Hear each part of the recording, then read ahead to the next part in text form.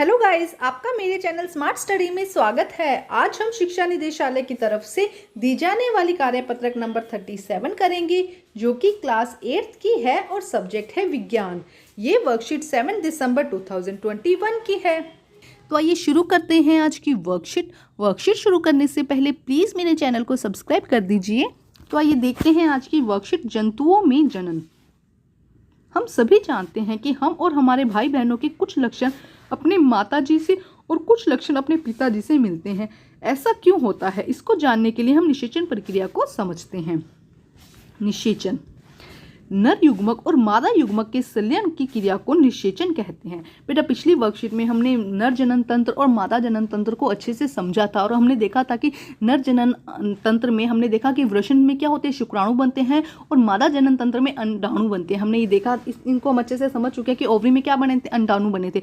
तो अब देखो, शुक्राणु और अंडाणु के संलयन की क्रिया को निषेचन कहा जाता है। नर युग्मक और मादा युग्मक के संलयन की क्रिया को निषेचन कहते हैं। निषेचन दो प्रकार का होता है, आंतरिक निषेचन और बाह्य निषेचन।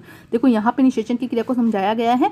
मादा युग्मक है, ये अंडाणु जिसे कहा जाता है, और ये है नर युग्मक या शुक्राणु। इन दोनों के संलयन को, मिक्स को हम क्या कहते हैं, इसको हम कहते हैं निषेचन। तो बहुत इंपॉर्टेंट है बेटा, ये डेफिनेशन इसे अच्छे से लर्न कर लीजिएगा, ठीक है। और इसके अंदर आप ये डायग्राम भी बना दीजिएगा। नेक्स्ट देखिए क्या कहा गया है। निषेचन दो प्रकार का होता है, आंतरिक निषेचन और बाह्य निषेचन।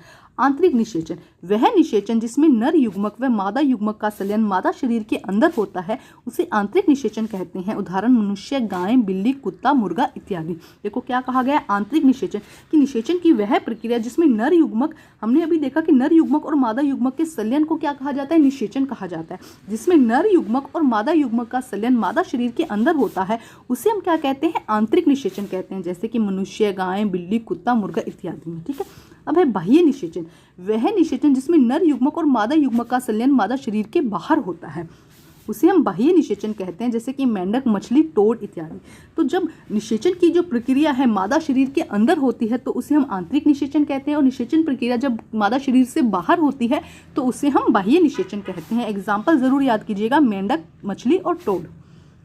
अब देखते हैं बाह्य निषेचन। देखो, इस प्रक्रम में जब नर और मादा एक साथ पानी में आते हैं, तो मादा सैकड़ों अंडे दे देती है। तो देखो क्या कहा जाता है, बाह्य निषेचन में समझाया गया बेटा इसको। बाह्य निषेचन में क्या है, देखो इस प्रक्रम में जब नर व मादा एक साथ पानी में आते हैं, तो क्या कहती है कि मादा जो है वो सैकड़ों अंडे पानी में दे देती है, जो कि एक जेली की परत से एक साथ सुरक्षित रहते हैं। जैसे कि अंडे दिए तो वो एक जेली की परत से क्या रहते हैं, सुरक्षित रहते हैं। जैसे ही मादा अंडे देती है, उसी समय नर उन पर शुक्राणु छोड़ देता है। जैसे ही मादा ने क्या किया, अंडे दिए, तो नर क्या करता है, शुक्राणु छोड़ देता है। जैसे कि यहाँ पे एक थैली में क्या है, अंडाणु है, ठीक है। इस तरह से खूब सारी एक थैली रखी हुई है, उसके अंदर खूब सारे अंडाणु हैं। अब यहाँ पे क्या होगा, जो नर है वो क्या कर देगा, शुक्राणु को रिलीज कर देगा। तो प्रत्येक शुक्राणु अपनी पूंछ से मदद करते हुए इधर उधर तैरते हैं। अब देखो, हमने शुक्राणु की स्ट्रक्चर पढ़ी थी कि इस तरह से शुक्राणु की स्ट्रक्चर होती है।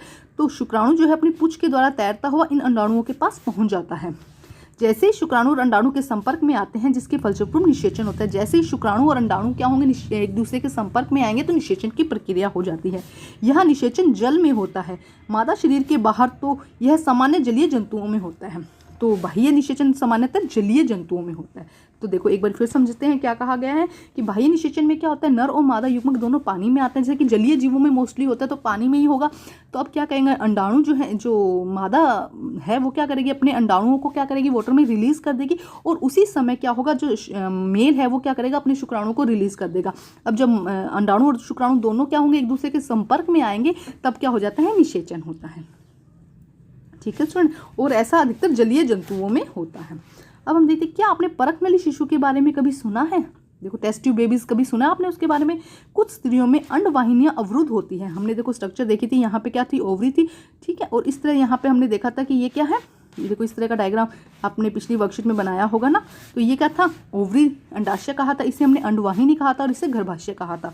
तो कुछ स्त्रियों में अंडवाहिनियां अवरुद्ध होती है। ऐसी स्त्रियां शिशु उत्पन्न करने में असमर्थ हो जाती है। हमने देखा था कि अंडाणु है, अंडाणु से अंडा ये अंडाशय है, अंडाशय से अंडाणु रिलीज होकर कहाँ आ रहा था, अंडवाहिनी में आ रहा था। और यहीं पे क्या होता है, फर्टिलाइजेशन, यहीं पे निषेचन होता है। तो अब क्या है, कुछ स्त्रियों में अंडवाहिनियां जो हैं वो क्या हो जाती हैं, अवरुद्ध हो जाती हैं, ब्लॉक हो जाती है किसी भी रीजन से। तो वो वैसी स्त्रियां शिशु उत्पन्न करने में असमर्थ होती है, क्योंकि निषेचन के लिए शुक्राणु मार्ग अवरुद्ध होने के कारण अंडाणु तक नहीं पहुंच पाते, कि अगर यहीं ब्लॉकेज हो गया तो क्या होगा, यहाँ से अंडाणु तो रिलीज हो जाएगा लेकिन शुक्राणु यहाँ तक नहीं पहुंच पाएगा, जिससे कि क्या हुआ है, यह जो रास्ता है वो रुक गया है। ऐसी स्थिति में डॉक्टर या चिकित्सक अंडाणु या शुक्राणु को एकत्र करके उचित माध्यम में कुछ घंटों के लिए एक साथ रखते हैं, जिससे IVF अथवा इन विट्रो निषेचन या शरीर के बाहर कृत्रिम निषेचन हो सके। यहाँ पे समझो, देखो क्या कहा जाता है, यहाँ से मादा से अंडाणु लिया जाता है और मेल से क्या लिया जाता है, शुक्राणु लिया जाता है, और बाहर लैब्स में क्या किया जाता है, इन दोनों का फर्टिलाइजेशन करवाया जाता है, तो इस निषेचन करवाया जाता है, तो इसे क्या कहते हैं, IVF, इन विट्रो निषेचन या इन विट्रो फर्टिलाइजेशन। अगर निषेचन हो जाता है तो युग्मनज को लगभग 1 सप्ताह तक विकसित किया जाता है। अब जब फर्टिलाइजेशन हो गया, लैब में किया जा रहा है, देखो जो मादा है उससे क्या लिया गया, अंडाणु लिया गया, और जो मेल है उससे स्पर्म लिया गया, शुक्राणु लिया गया, लैब में ले लिया गया, उसके बाद उनको फर्टिलाइज करवाया गया, और उसके बाद 1 सप्ताह तक जो युग्मनज बन गया, हमने देखा था ना कि जब निषेचन हो जाता है तो उसके बाद युग्मनज बनता है। देखिए ये हम लिख के देखते हैं मादा, यहाँ पे लिखते हैं अंडाणु, ठीक है, यहाँ लिखते हैं अंडाणु, ठीक है। उसके बाद क्या हुआ, शुक्राणु, इन दोनों को मैच कराया गया, कहाँ पे, लैब में कराया गया। ये कौन सी प्रक्रिया है, निषेचन की प्रक्रिया है, और उसके बाद क्या बनता है, युग्मनज, ठीक है। ये पिछली वर्कशीट में हम समझ चुके हैं, ठीक है। अब जब युग्मनज बना तो उसे 1 सप्ताह तक क्या किया जाता है, विकसित किया जाता है, जिसके पश्चात उसे मादा के गर्भाशय में स्थापित कर दिया जाता है। उसके बाद क्या किया जाता है, उसे मादा के जो गर्भाशय में स्थापित कर दिया जाता है, क्योंकि फाइनली अंडाणु और जब शुक्राणु का मिलन, जो हम कहेंगे अंडाणु और शुक्राणु का जब संलयन होता है, फर्टिलाइजेशन होता है, फर्टिलाइजेशन के बाद में जो भ्रूण जो है वो बनेगा, वो कहाँ बनेगा, गर्भाशय में ही बनता है बेटा, तो उसे कहाँ स्थापित कर दिया गया, गर्भाशय में स्थापित कर दिया गया। मादा के गर्भाशय में पूर्ण विकास होता है, मादा के गर्भाशय में उसका पूर्ण विकास होता है, तथा शिशु का जन्म सामान्य शिशु की तरह ही होता है। इस तकनीक द्वारा जन्मे शिशु को परखनली शिशु कहते हैं।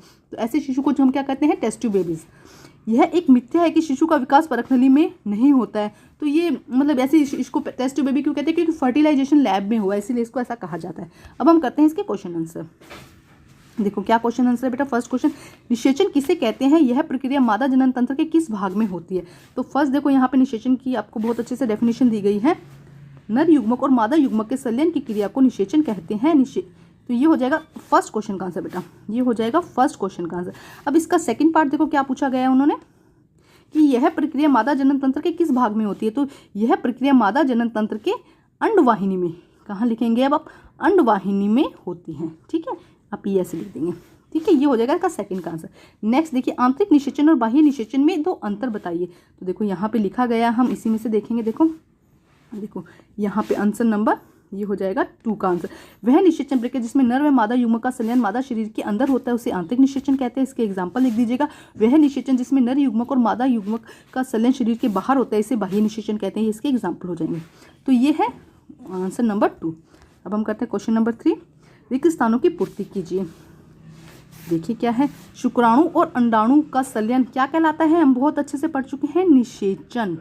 क्या कहलाता है, निषेचन। नेक्स्ट देखिए, गाय व मनुष्य में आंतरिक निषेचन होता है। किस तरह का निषेचन होता है, आंतरिक निषेचन, ठीक है। ये हो जाएगा, गाय व मनुष्य में आंतरिक निषेचन होता है। बाह्य निषेचन जलीय जंतुओं में, थर्ड में क्या हो जाएगा, जलीय जंतुओं में होता है, ठीक है। फर्स्ट सेकंड थर्ड तीनों हमारे रिक्त स्थान हो गए हैं। अब क्वेश्चन नंबर 4, IVF का पूरा नाम बताइए। तो देखो यहाँ पे दिया गया है IVF का पूरा नाम, आइए करते हैं हम। देखो ये रहा, इन विट्रो निषेचन, पूरा नाम बताना है, इन विट्रो निषेचन। तो ये हो जाएगा आंसर नंबर 4। तो बच्चे आज की जो वर्कशीट है वो कंप्लीट होती है। वर्कशीट कंप्लीट करके अपने टीचर से चेक कराइए और प्लीज़ मेरे चैनल को लाइक कीजिए, सब्सक्राइब कीजिए और शेयर कीजिए। Thank you students.